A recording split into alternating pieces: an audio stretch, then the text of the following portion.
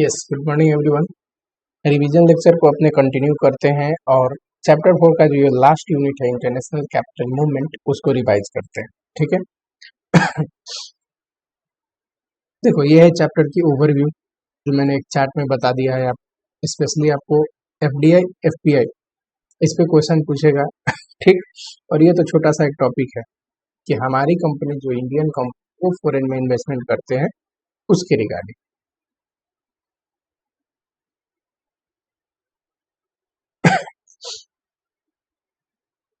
आ जाओ। Foreign capital का मतलब क्या होता है?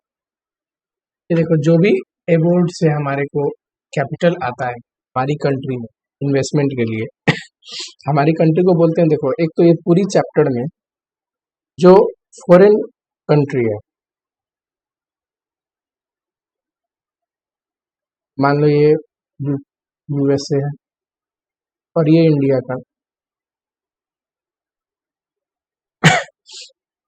यहाँ से आ रहा है कैपिटल। जो भी कैपिटल फॉरेन कंट्री से आती है उसको बोलते हैं फॉरेन कैपिटल, है कि नहीं? देखो, इस कंट्री को, जिस कंट्री में कैपिटल आ रहा है इन्वेस्ट होने की, इसको जनरली चैप्टर में होस्ट कंट्री करके हम बोलते हैं। ठीक। तब कंफ्यूज मत होना, कहीं भी होस्ट कंट्री बोल क्या समझोगे? जिस कंट्री में इन्वेस्टमेंट आ रहा है, जो कंट्री से आ रहा है जो कर रहा है वो होम कंट्री। हमारे केस में यूएस से पैसा आ रहा है, हमारे केस में यूएस क्या हो गया? होम। ठीक है। कंफ्यूजन की कोई बात नहीं। ये जो टॉपिक है कि some important concept of foreign capital flow, यानी कि स्पेशली इसमें क्या देखेंगे कि फॉरेन की जो कैपिटल है जो हमारे देश में आती है वो किस किस रूप में आ सकता है। तो एक तो देखो, फॉरेन एड या असिस्टेंट, जनरली नेचुरल क्लामिटीज के टाइम में विदेश से पैसा आता है कि नहीं? सहायता के रूप में। एक तो किस रूप में आ सकता है? तो बाईलेटरल या फिर पर्टिकुलर गवर्नमेंट से, मल्टीलेटरल बहुत सारे सरकारों से, फॉरेन गवर्नमेंट से। टाइड एड का मतलब क्या होता है? वो फॉरेन असिस्टेंट जिसके साथ एक कंडीशन अटैच होता है रिगार्डिंग स्पेंडिंग द मनी, कि आप पैसे को कैसे खर्च कर सकते हैं, है कि नहीं? वो जिस पर्पस के लिए देते हैं जनरली कंडीशन लगा देते हैं कि आप उसी पर्पस के लिए खर्च कर सकते हैं। अनटाइड का मतलब वहाँ एज सच कोई कंडीशन नहीं होगा। ठीक। फॉरेन ग्रांट के रूप में भी आ सकता है। ठीक है, तो पहला पॉइंट तो ये था। दूसरा, बोरोइंग, हम विदेश से पैसा बोरो कर सकते हैं, है कि नहीं? वहाँ के इंस्टीट्यूशन से भी कर सकते हैं, वहाँ के गवर्नमेंट से भी कर सकते हैं, जो वो एक्सटर्नल कमर्शियल बोरोइंग भी कर सकते हैं, है कि नहीं? ट्रेड क्रेडिट फैसिलिटी का मतलब क्या होता है कि सर उधार पे चीजें ले सकते हैं, तो वो भी तो हमारे लिए एक, अगर हम आउटफ्लो टाल दे तो वो भी तो एक इनफ्लो का काम करता है ना। ठीक। तो ट्रेड क्रेडिट फैसिलिटी भी ले सकते हैं। World bank, international monetary fund, ये फॉरेन का जो फेमस इंस्टीट्यूशन है जहां से जनरली गवर्नमेंट क्या लेता है? बोरोइंग करता है। डिपॉजिट फ्रॉम एनआरआई, जो इंडियन है, नॉन रेजिडेंट इंडियन, वो पैसे भेज सकते हैं। इन्वेस्टमेंट, फॉरेन से इन्वेस्टमेंट आ सकता है हमारी कंट्री में। इन्वेस्टमेंट दो फॉर्म में आता है, एक तो एफपीआई फॉरेन पोर्टफोलियो इन्वेस्टमेंट और एक एफडीआई। इसी पे हमारी पूरी चैप्टर बेस्ड है जनरली। ठीक, पूरी चैप्टर में यही दो पढ़ेंगे, FDI and sorry, FDI foreign direct investment and FPI. चलो, चैप्टर शुरू करने से पहले डिटेल में जरा ये एफपीआई और एफडीआई को देखते हैं। एक होता है एफडीआई, एक होता है फॉरेन डायरेक्ट इन्वेस्टमेंट का मतलब क्या होता है कि हमारी कंट्री में आके इन्वेस्टमेंट हो रही है किस फॉर्म में? कि बिजनेस खोल के, ज्वाइंट वेंचर के रूप में, सब्सिडरी खोल दिया है, अपनी ब्रांच ऑफिस खोल दिया है। वहां पे क्या होता है कि रियल फिजिकल एसेट जनरेट होता है, यानी कि long term asset, long term project के लिए जो पैसा लगता है हमारी कंट्री में आने के बाद, है कि नहीं? कोई फॉरेन कंपनी आके यहाँ पे अपने ब्रांच ऑफिस खोल दे, यहाँ पे एक और कंपनी खोल दे इंडियन कंपनी करके, यहाँ पे वो क्या हो गया? एफडीआई का एग्जांपल हो गया। एफडीआई मतलब आके बिजनेस नहीं खोल रहे हैं, ठीक, फैक्ट्री नहीं लगा रहे हैं, लॉन्ग टर्म के लिए पैसे नहीं लगा रहे हैं, क्या कर रहे हैं? सिक्योरिटीज पर परचेज कर रहे हैं, यानी कि शेयर वगैरह खरीद लिया हमारे मार्केट में, बॉन्ड वगैरह डिवेंचर वगैरह खरीद लिया, तो इसको बोलते हैं पोर्टफोलियो इन्वेस्टमेंट। अब देखो ये तो लॉन्ग टर्म के लिए होता है, कोई यहाँ पे आएगा इंडिया में, मान लो यूएसए से हमारे एग्जाम्पल में जो था, पैसे लगाएगा, फैक्ट्री खोलेगा, तो शॉर्ट टर्म के लिए खोलेगा नहीं, लॉन्ग टर्म का होता है, और ये शॉर्ट टर्म नेचर का हो सकता है। इसका पर्पस क्या है? कमाना। हम क्यों लगाते हैं स्टॉक मार्केट में पैसा? पैसा कमाने के लिए। अगर हमें वहां पे रिटर्न अच्छा दिखता है तो हम तब तक रखते हैं, नहीं दिखता है हम पैसा निकाल देते हैं स्टॉक मार्केट से। तो ये शॉर्ट टर्म नेचर का होता है। इससे देखो एम्प्लॉयमेंट क्रिएट होती है, नई नई फैक्ट्री लगेगी, बिजनेस खुलेगा तो क्रिएट होगा, इससे कोई एम्प्लॉयमेंट क्रिएट नहीं होगी। इनका पर्पस क्या है? बिजनेस पे कंट्रोल भी रखना, मैनेजमेंट एंड ओनरशिप अपने पास रखना। ये भले ही इंडिया में बाई चांस शेयर इसी करके पैसे उठा भी ले, लेकिन कोशिश करते कि कंट्रोल अपने पास रहे, यानी कि मोर देन 50% ऑफ शेयर रखोगे तो ऑटोमेटिकली डिसीजन मेकिंग की टाइप तुम्हारे पास आ जाएगी। इन सम केसेस ज्यादा परसेंटेज चाहिए होता है, पर मेजोरिटी ऑफ शेयर अगर आपके पास है तो आप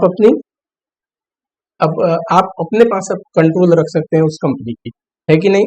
पर इनका ऐसा कोई मकसद नहीं होता, ठीक। ये बस इन्वेस्ट करते हैं कि आप 5% शेयर खरीद लिया, उसका 2% उसका एक पोर्टफोलियो बना के कमाया तो कमाया, जब लग रहा है कि अर्निंग अच्छी नहीं है किसी और, तो उस कंट्री से निकाल के किसी और कंट्री में डाल देंगे पैसा। ये है। तो एक इंपॉर्टेंट क्वेश्चन बनता है, डिफरेंस ये लिखा है, क्रिएशन ऑफ फिजिकल एसेट, ये फाइनेंशियल एसेट। फाइनेंशियल एसेट मतलब शेयर डिवेंचर बॉन्ड में जो इन्वेस्टमेंट होती है, long term short term, difficult to withdraw. जाहिर सी बात है, एक बार पैसा लगा दिया तो विड्रॉ इतना इजीली नहीं होता है, इतना इजीली नहीं इन्वेस्टमेंट बिकता है, क्योंकि आप अपने पर्सनल इन्वेस्टमेंट कस्टमाइज कि मैं किस चीज का बना रहा हूँ प्रोडक्शन, तो जनरली लॉन्ग टर्म के लिए विड्रॉ करने लगाता ही नहीं है। पर ये इजी है, अपना सिक्योरिटी बेच दो, विड्रॉ कर लो। नॉट स्पेकुलेटिव, ये स्पेकुलेटिव, स्पेकुलेटिव मतलब सिर्फ अर्निंग मोटिव से, है ना। कोई प्रोडक्शन यहाँ पे नहीं होता, कुछ नहीं होता, बस स्पेकुलेशन की मार्केट में जो गैप है, बाइंग सेलिंग की जो अपॉर्चुनिटी है, उसमें पैसे कमा लो करके। पर इसमें हम प्रोडक्शन करते हैं, प्रॉपर तरीके से आउटपुट बनाते हैं, फिर उसको बेचते हैं, है कि नहीं? हमारा ये पर्पस होता है। टेक्नोलॉजी इसमें ट्रांसफर होती है, इसमें ऐसा कुछ नहीं है। फॉरेन कंपनी आती है तो फॉरेन टेक्नोलॉजी आती है, फॉरेन टेक्नोलॉजी से प्रोडक्शन करते हैं, एम्प्लॉयमेंट जनरेट होगा, इसमें ऐसा कुछ नहीं है। इसमें मैनेजमेंट एंड कंट्रोल अपने पास रखना चाहते हैं, एफडीआई में चाहते हैं कंपनी खोलूं तो मैं मालिक रहूं, तभी तो मैं अपने अनुसार चलाऊं, है कि नहीं? इसमें ऐसा कुछ नहीं है। Security are held with a significant degree of influence by investor on the management of enterprise. यहाँ पे क्या है? Security are purely as a financial investment and not significant. देखो इसमें ये डिफरेंस मिलता जुलता ही है कि हम सिक्योरिटी होल्ड करते हैं, कि एक नहीं होता कि जो फॉरेन का कंपनी है वो हमेशा कोशिश करेगा कि मैं इन्फ्लुएंस कर पाऊं इंटरप्राइज को, इतना कम से कम अपने पास शेयर होना चाहिए। पर ऐसा यहाँ पे कुछ नहीं है, कमाने के लिए जिस शेयर में अपॉर्चुनिटी दिखती है उसमें लगा देते हैं, ऐसा कुछ नहीं कि कंपनी को मैं इन्फ्लुएंस कर पाऊं। समझ रहे हो? ये है एक बेसिक डिफरेंस। अब देखो इनके डिटेल में डिटेल में हमें पढ़ना है। एफडीए हमने अभी पढ़ा कि रेजिडेंट ऑफ वन कंट्री, यानी कि जो फॉरेन कंट्री था जिसको होम कंट्री बोलते हैं, वो जब पैसे लगाता है किधर? होस्ट कंट्री में, जो इंडिया था, उसको बोलते हैं एफडीआई। किस फॉर्म में लगाता है?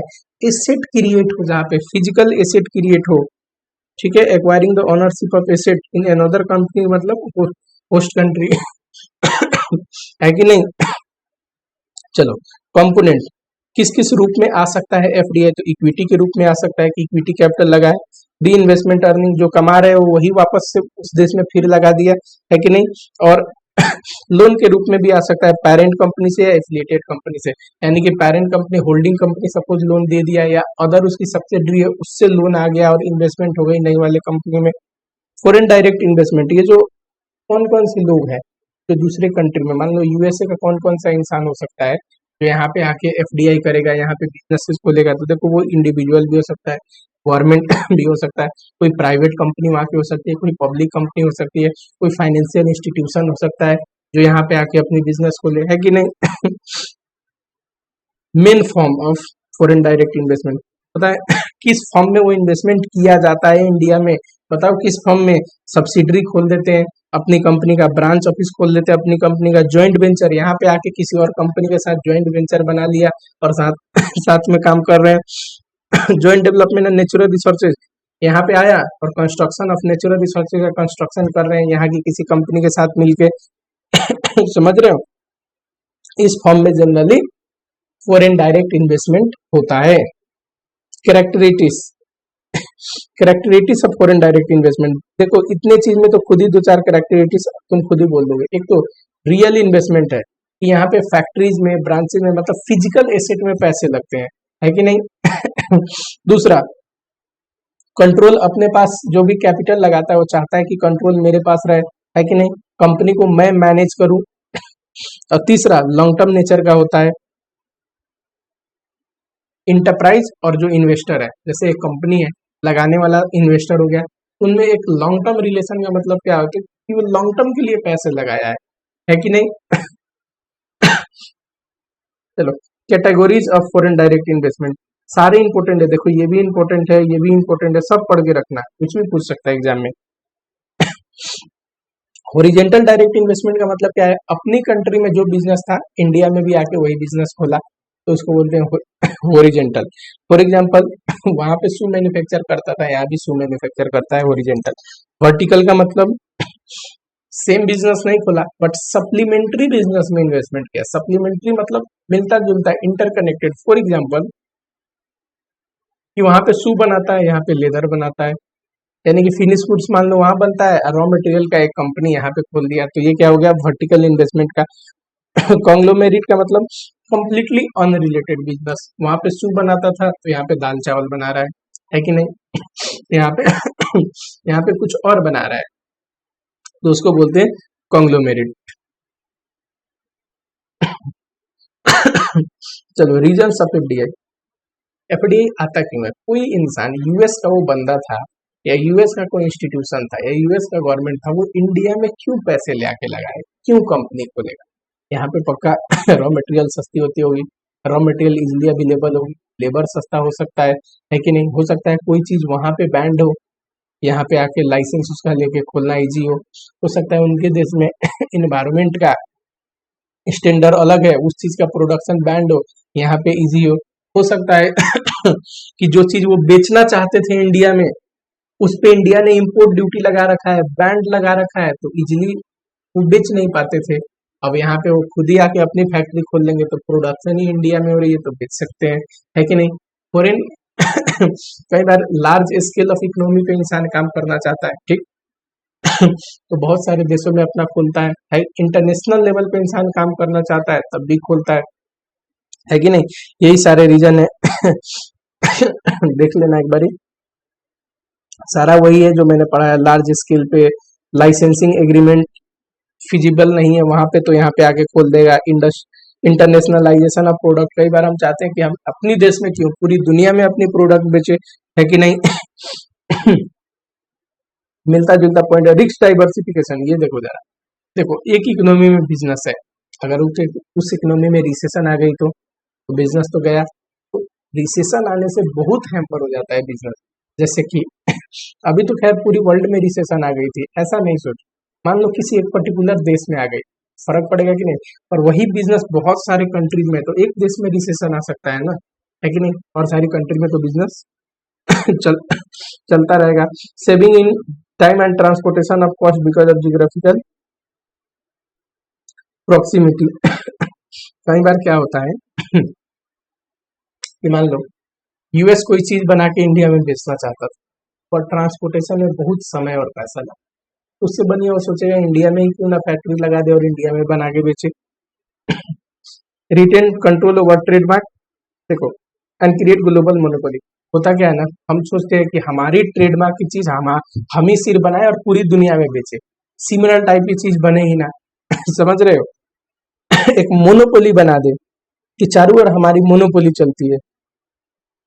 फिजिकल ऑप्टिमम यूटिलाइजेशन ऑफ क्या, physical, human and financial other resources. कई बार क्या होता है कि हमें किसी कंट्री में बड़ी पॉसिबिलिटी दिखती है कि वहाँ पे प्लेंटी ऑफ रिसोर्सेज है, इजिली लेबर मिल जाते हैं, इजिली रॉ मटेरियल मिल जाता है, तो हम वहाँ पे जाके इन्वेस्ट करेंगे, है कि नहीं, वहाँ पे प्रोडक्शन करेंगे।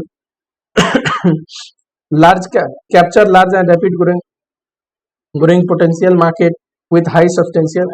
क्या है कि जो भी डेवलपिंग कंट्रीज है वो ग्रोइंग कंट्री है, तो हो रहा है, और उसमें भी जिसमें ज्यादा पॉपुलेशन होना तो और बढ़िया, क्योंकि जितना ज्यादा पॉपुलेशन उतना बड़ा कस्टमर बेस, है कि नहीं। तो इसलिए भी और सारे देखो कितनी कंट्री कितनी कंपनीज है फॉरेन जो इंडिया में आके इन्वेस्टमेंट करी है या अभी भी करना चाहती है, क्यों? तो इंडिया का पॉपुलेशन ज्यादा है, यहाँ पे कंजम्पशन ज्यादा है कि नहीं।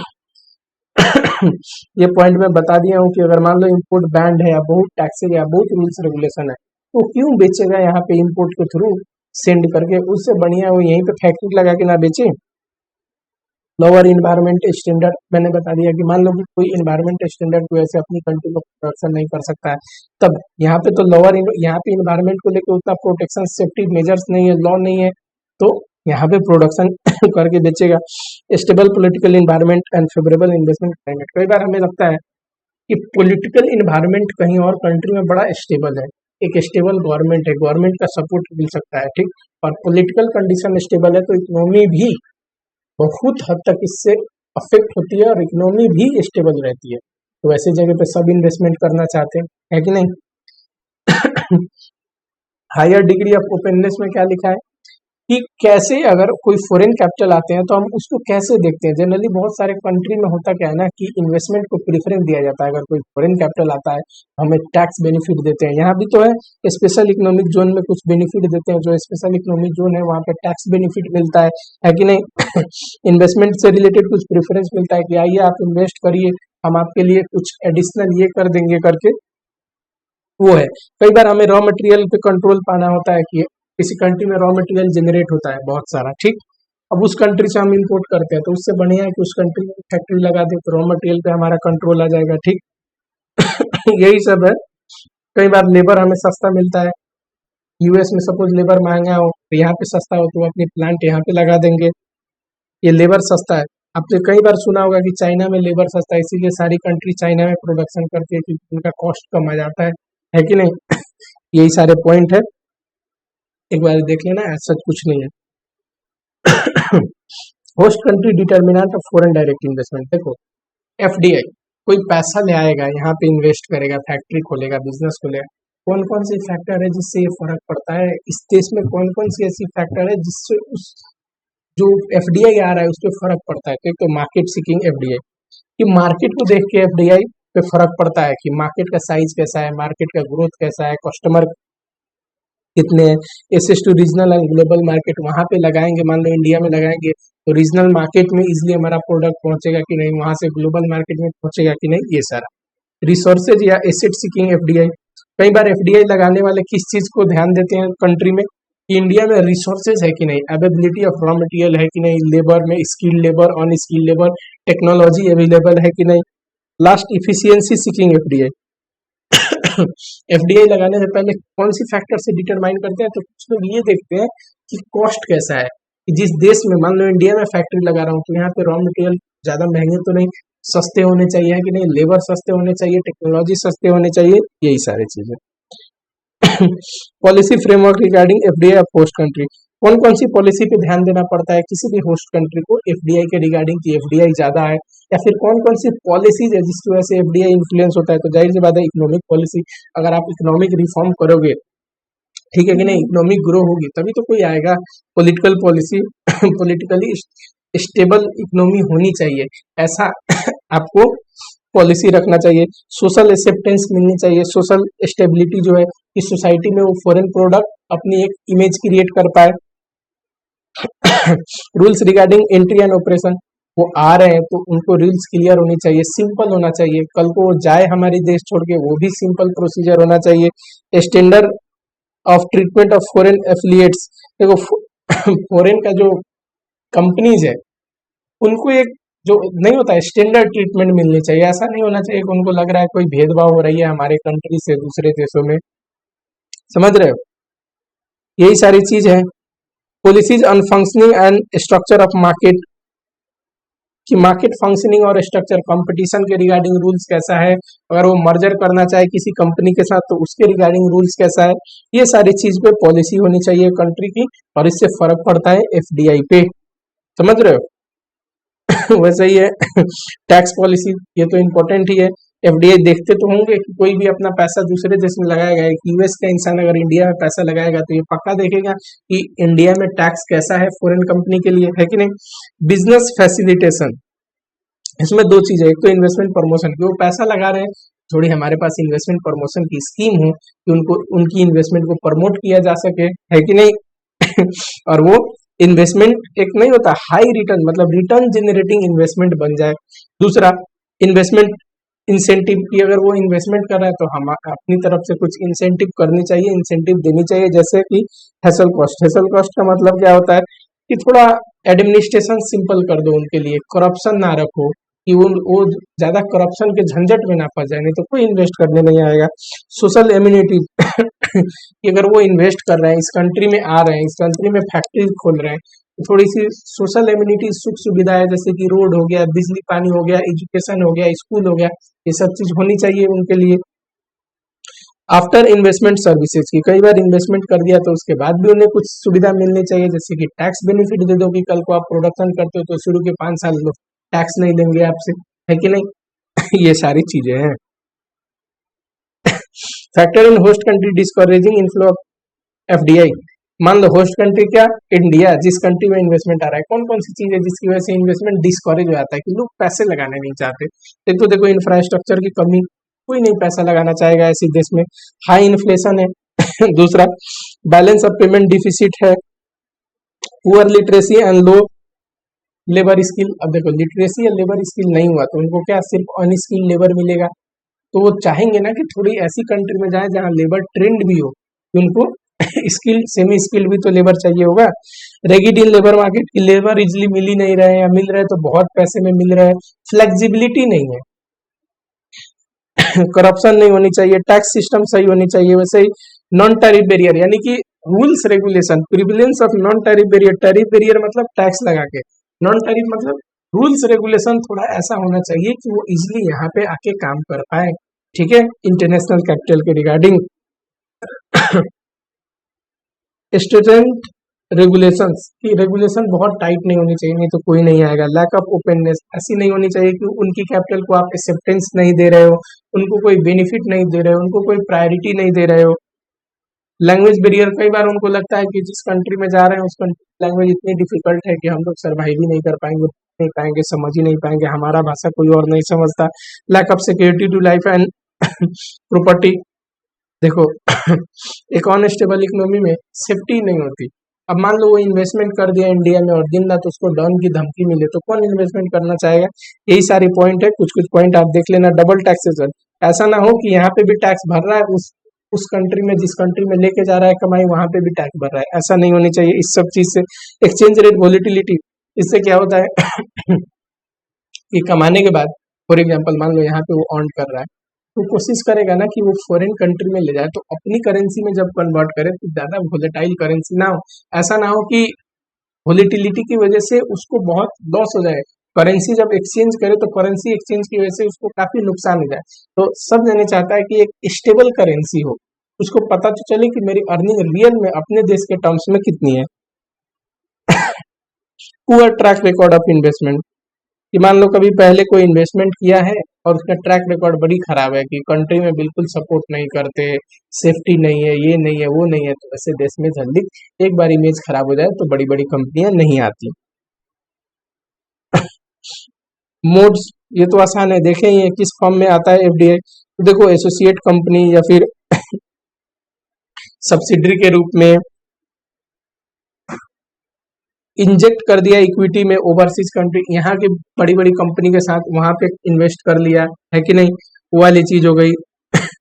Merger and acquisition, joint venture के रूप में acquiring controlling interest in existing foreign company, already कोई फॉरेन कंपनी है कि मतलब विदेश का कंपनी है जिसका यहाँ पे वो है प्लेस ऑफ बिजनेस है, उसमें कोई इंटरेस्ट एक्वायर कर लिया यानी कि शेयर खरीद लिया उसका, इस सारे रूप में एफडीआई एक कंट्री में आता है, ठीक। बेनिफिट, अब बेनिफिट क्या होगा देखो, फॉरेन कैपिटल आएगा तो फॉरेन कॉम्पिटिटिवनेस बढ़ेगी, यहाँ पे प्रोडक्शन होगा तो यहाँ पे प्रोडक्शन होगा तो कंपटीशन बढ़ेगा। इफेक्ट ऑन आउटपुट, आउटपुट बढ़ जाएगी, जब इन्वेस्टमेंट होगा तो ऑटोमेटिकली प्रोडक्शन होगा, आउटपुट बढ़ेगा। Growth and development,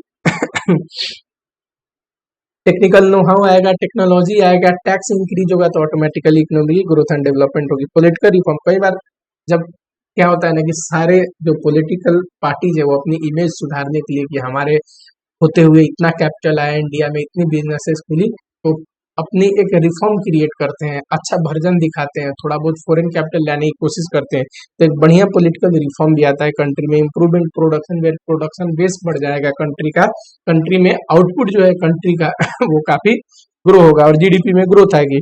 increase in employment opportunity, ये क्या है, यहाँ पे आएंगे बिजनेस खोलेंगे तो एम्प्लॉयमेंट मिलेगा। Increase in wages level, obviously यहाँ पे आएंगे बिजनेस खोलेंगे तो क्या होगा लेबर की डिमांड होगी, और लेबर की डिमांड होगी तो वेज लेवल भी बढ़ेगा। Better access to foreign market, अब वो यहाँ पे आएंगे तो हमें भी तो बेटर एसेस मिलेगी फॉरेन मार्केट में, एक ट्रेड रिलेशन बन जाता है तो हम भी विदेश में अपनी प्रोडक्ट बेच सकते हैं, ठीक है कि नहीं।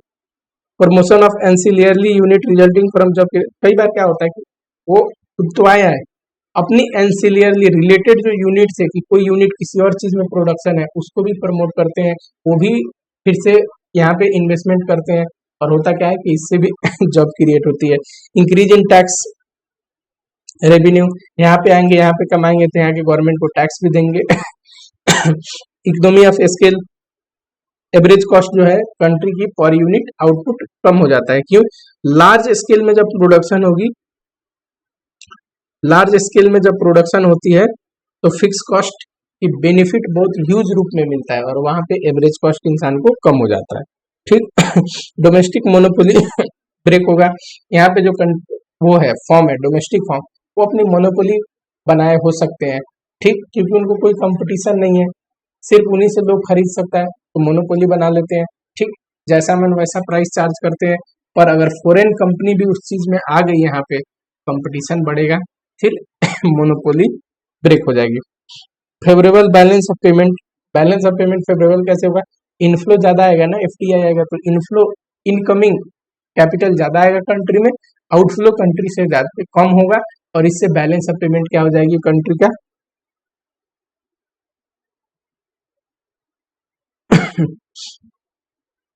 बैलेंस ऑफ पेमेंट क्या हो जाएगी कंट्री का पॉजिटिव हो जाएगा, ठीक है।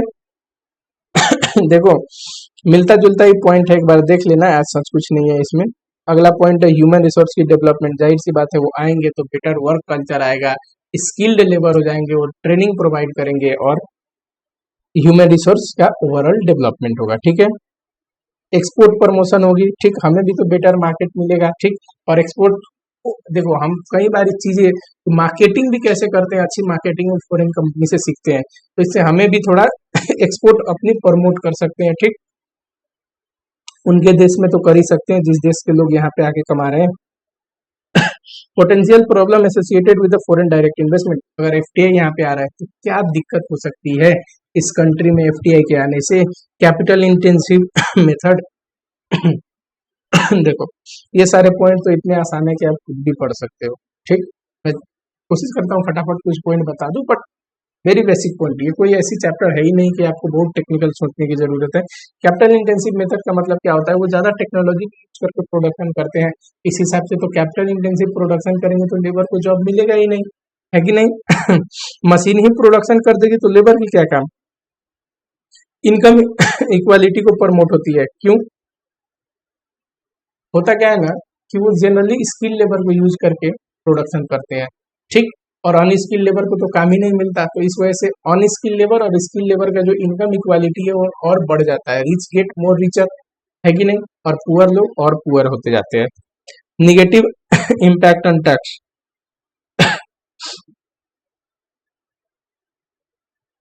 निगेटिव इम्पैक्ट ऑन टैक्स कैसे, देखो वो तो आते हैं टैक्स पे करते हैं, वो कोई बात नहीं, और उनकी इन्वेस्टमेंट की वजह से हमारी कंट्री की कई बार डोमेस्टिक सेविंग घट जाती है, हमारे लोग कम इन्वेस्टमेंट करते हैं, जो आउटपुट बनती है ऐसा होते जाता है कि फॉरेन कंपनी की ज्यादा आउटपुट दिख रही है मार्केट में और अपनी कंट्री की कम, और जो हमारी कंपनीज है देश की ये तो परमानेंट है, ये कभी भी नहीं जाएंगे, तो इनसे जो टैक्स कलेक्शन हो जाती है डोमेस्टिक फॉर्म सबसे ये हो जाता है कम, डोमेस्टिक सेविंग की वजह से। क्राउड आउट इफेक्ट, अब वो आते हैं तो कई बार कुछ लोग अपनी कंट्री से इनफ्लो लेके आते हैं, कई बार इसी देश से पैसा उठा के इन्वेस्ट करते हैं। जब इसी देश से पैसा उठाएंगे तो वहां पे क्या होता है इंटरेस्ट रेट बोरोइंग कॉस्ट का बढ़ जाता है, ठीक। और वहां पे क्राउडिंग आउट इफेक्ट, यानी कि जो यहाँ के फॉर्म थे जो पैसे लेके इन्वेस्ट कर सकते थे और बहुत सारे फॉर्म आउट हो जाते हैं, क्यों कर नहीं पाएंगे ना, उनके लिए उतना महंगा कैपिटल लेके इन्वेस्टमेंट करना संभव नहीं हो सकता है। Instable balance, instability in balance of payment, लेके आते टाइम तो लेके आते हैं पर हर एक साल मनी रिपेट्रिएट भी तो करके लेके जाते हैं। रिपेट्रिएट मतलब कमाने के बाद, टैक्स देने के बाद वापस पैसा लेके जाते होंगे कि नहीं अपना देश, यस। तो जब भी लेके जाते हैं आउटफ्लो में इंक्रीज होते जाता है और बैलेंस ऑफ पेमेंट अनस्टेबल हो जाती है, ठीक है। Lack of human resource development, हमने देखा था कि बड़ी यहाँ पे काम वाम देंगे, ऐसा कुछ नहीं होता है। जो भी अच्छी मैनेजरियल लेवल का वर्क है ना, जिसमें ह्यूमन रिसोर्सेज को ट्रेंड करना पड़ता है, वो सारे काम वो अपने ही लोगों को देते हैं, फॉरेन से ही लेके आते हैं। और जो भी सिर्फ अनस्किल्ड लेबर है ना, लो वेजेस पे रखने वाले, सिर्फ वो टाइप के लेबर यहाँ से रखते हैं, तो ह्यूमन रिसोर्स डेवलपमेंट के लिए वहां अच्छी अपॉर्चुनिटी नहीं मिलती लोगों को, ठीक। ऐसे ही foreign technology drive out the domestic form from industry, कई बार होता क्या है कि वो आए, उनकी टेक्नोलॉजी हमसे एडवांस है, और टेक्नोलॉजी ड्रिवन प्रोडक्ट है तो जाहिर सी बात है सस्ते में भी बना सकते हैं, है कि नहीं, क्वालिटी को एकदम मेंटेन करते हुए। तो इस वजह से हमारी डोमेस्टिक फॉर्म कंपटीशन नहीं कर पाती टेक्नोलॉजी की कमी की वजह से, और इंडस्ट्री से बाहर हो जाते हैं, ठीक। ऐसे ही ये सही पॉइंट है, सिंपल पॉइंट है, आप देख लेना ऐसे। ये देखो, ये एक अच्छा पॉइंट है। अब देखो जैसे ये सिंपल पॉइंट है कि नेचुरल रिसोर्सेज को डिस्ट्रॉय कर देंगे, जाहिर सी बात है वो इस देश में आएंगे, इन्वायरमेंट पोल्यूशन हो रहा है प्रोडक्शन की वजह से, कि होना चाहिए नहीं होना चाहिए, नेचुरल रिसोर्सेज को सिर्फ अपने फायदे के लिए यूज करेंगे, है कि नहीं। Commodity, country commodity term of trade का मतलब क्या होता है कि प्राइस ऑफ इंपोर्ट कंट्री का बढ़ जाएगा और प्राइस ऑफ एक्सपोर्ट घट जाएगा, है कि नहीं। क्यों, वो इतना ना ह्यूज लेवल पे प्रोडक्शन करके एक्सपोर्ट करने लगेंगे, एक्सपोर्ट की प्राइस घट जाएगी, समझ रहे हो।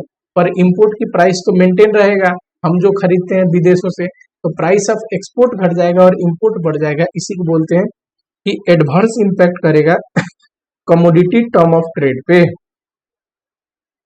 Country sovereignty is put at risk, कई बार क्या होता है कि हम ज्यादा डिपेंडेंट हो जाए ना किसी देश पे, तो हम इंडिपेंडेंट नहीं हो पाते, कंट्री के जो वो क्या होता है सेल्फ रिस्पेक्ट, वो मेंटेन नहीं रह पाती।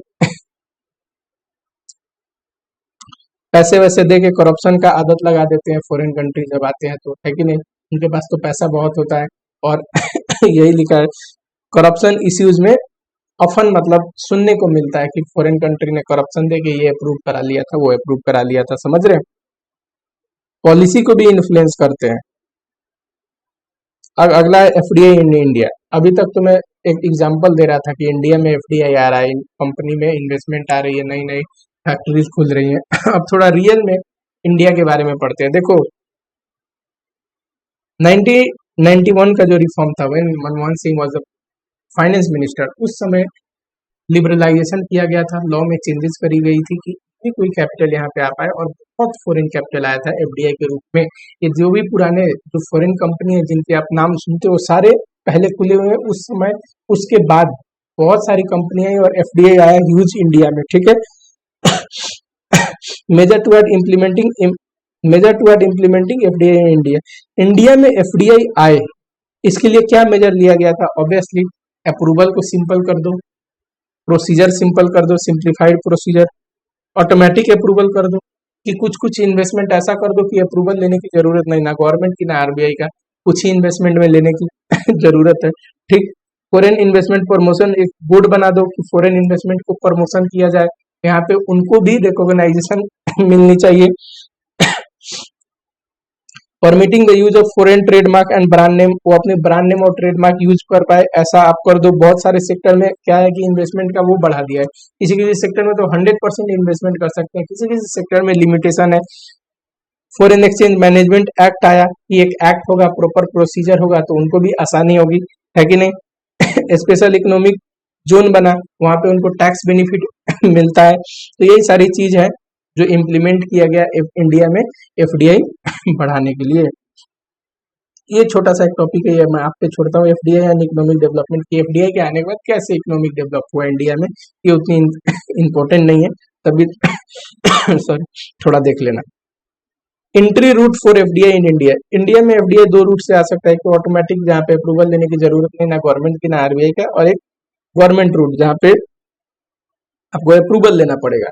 Instrument for FDI in India, देखो किस रूप में एफडीआई आता है, तो इक्विटी शेयर के रूप में आ सकता है, partly paid equity share and warrant की, इक्विटी शेयर के साथ वारंट अटैच है। वारंट क्या होता है, फर्दर शेयर खरीदने का एक हक होता है, ठीक, डिटेल में आप पढ़ोगे वारंट के बारे में फाइनल में। Convertible preference share and debenture, इस रूप में पैसे को ले आया जा सकता है। एफडीआई एंड रिपेट्रिएशन, देखो एक तो कैपिटल आता है, रिपेट्रिएशन का मतलब वापस इस देश से कभी ना कभी तो वो जाएंगे, है कि नहीं तो जाएंगे तो अपना कैपिटल लेके जाएंगे, इन्वेस्टमेंट लेके जाएंगे। और दूसरा होता है इनकम का रिपेट्रिएशन, ये जो कमा रहे हैं वो भी पैसा तो टैक्स देने के बाद लेके जाएंगे, तो ये तो हर एक साल लगभग लेके जाते होंगे, है कि नहीं। इनकम का रिपेट्रिएशन, जो कमा रहे हैं वो पैसे लेके जाए आफ्टर टैक्स, टैक्स देने के बाद। और कैपिटल भी कैपिटल भी रिपेट्रिएशन जब भी करते हैं भविष्य में, प्रॉपर अपने टैक्स कंप्लायंसेस पूरा करके ही करते हैं।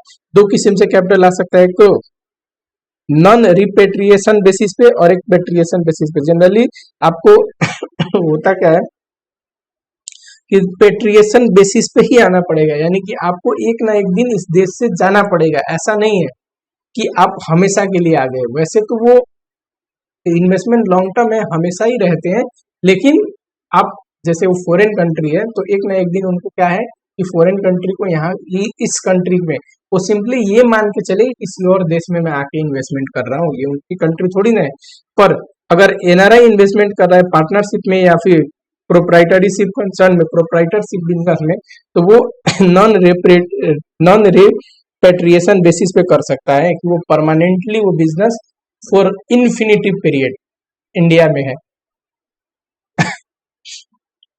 देखो कुछ ऐसे एरियाज है जहाँ पे पैसे नहीं लगा सकते, विदेश से लाके विदेशी जो पैसे लेके आते हैं वो इन एरिया में नहीं लगा सकते। किसमें, लॉटरी बिजनेस, दूसरा gambling and betting including casino, chit fund में नहीं लगा सकते, निधि कंपनी में नहीं लगा सकते, ट्रांसफरेबल डेवलपमेंट बॉन्ड में नहीं लगा सकते, रियल एस्टेट या कंस्ट्रक्शन ऑफ फार्म हाउस इन सब में नहीं लगा सकते। तो जो बैंड है इस एरिया में वो पैसे नहीं लगा सकते।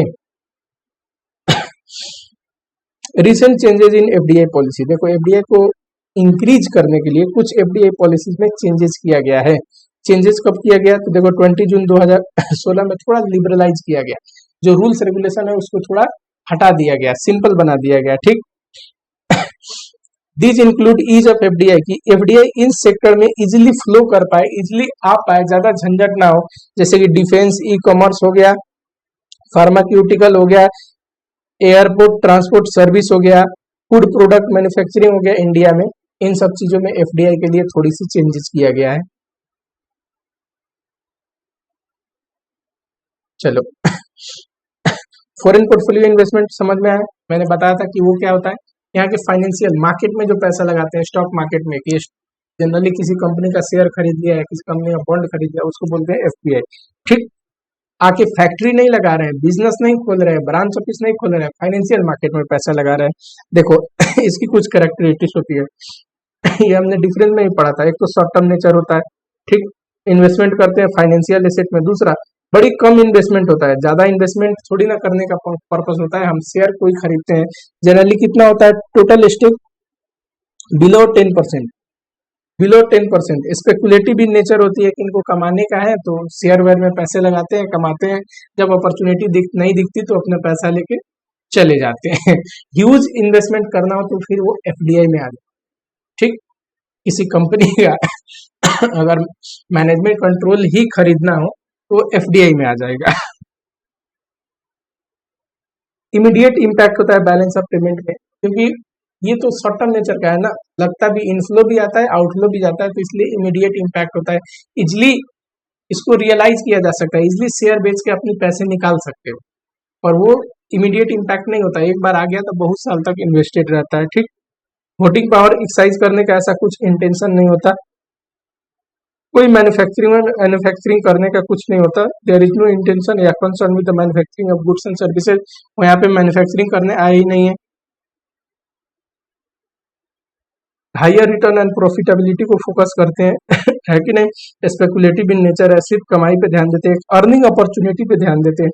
जैसे ही कॉन्फिडेंस उनका शेक हुआ, फट से अपना पैसा निकाल के चले जाएंगे। अच्छा, वो कौन से लोग हैं जो स्टॉक मार्केट में पैसे लगाते हैं यहाँ के? जनरली क्या हो सकता है, बैंक हो सकता है, पेंशन फंड हो सकता है, mutual fund, asset management company भी एक म्यूचुअल फंड जैसा ही होता है, आप मान के चलो। ठीक है, यूनिवर्सिटीज हो सकती है, वहाँ की इंस्टीट्यूशंस हो सकते हैं, यही सारे, ये इतना इंपॉर्टेंट पॉइंट नहीं है। ये देखो feature of foreign portfolio investment. एक तो देखो फीचर ये होता है कि उनका कोई इंटेंशन नहीं होता, एक कैरेक्टरिस्टिक्स जैसा ही है, कोई इंटेंशन नहीं होता एक्सरसाइज करने का वोटिंग राइट, है कि नहीं। और दूसरा, उनका इंटेंशन होता है कि on remuneration return through investment in foreign security. Mainly क्या है कि उनका इंटेंशन होता है कि अच्छा रिटर्न कमाऊं, एडिक्वेट रिटर्न कमाऊं, बस। Overseas direct investment by Indian company, कई बार देखो आप, सिर्फ वो नहीं, हमारी भी तो कंपनी फॉरेन में इन्वेस्टमेंट करती होगी, इसको बोलते हैं ओवरसीज। और डायरेक्ट इन्वेस्टमेंट मतलब फॉरेन में क्या करते होंगे, बिजनेस खोलते होंगे, अपना ब्रांच ऑफिस खोलते होंगे, सब्सिडी खोलते होंगे, है कि नहीं, इसी को बोलते हैं। यहाँ पे थोड़ी सी किसी डिटेल में लिखा हुआ है कि जनरली क्या होता है ना, बहुत सारे आईटी कंपनी जो है उनकी बिजनेस आती है फॉरेन से, तो फॉरेन में भी उनको अपनी ब्रांच ऑफिस या कंपनी के रूप में सब्सिडी खोल के रखना होता है। तो ये सब चीजें यहाँ पे लिखी हुई है, आज सच कुछ इंपॉर्टेंट नहीं है, थोड़ा सा बस स्कैन कर लेना। मीनिंग जरूरी है कि मीनिंग आपको पता होना चाहिए। इंपॉर्टेंट क्या है चैप्टर में? तो इंपॉर्टेंट है एफडीआई और एफपीआई ये आपको पता होना चाहिए। ठीक है, चलो।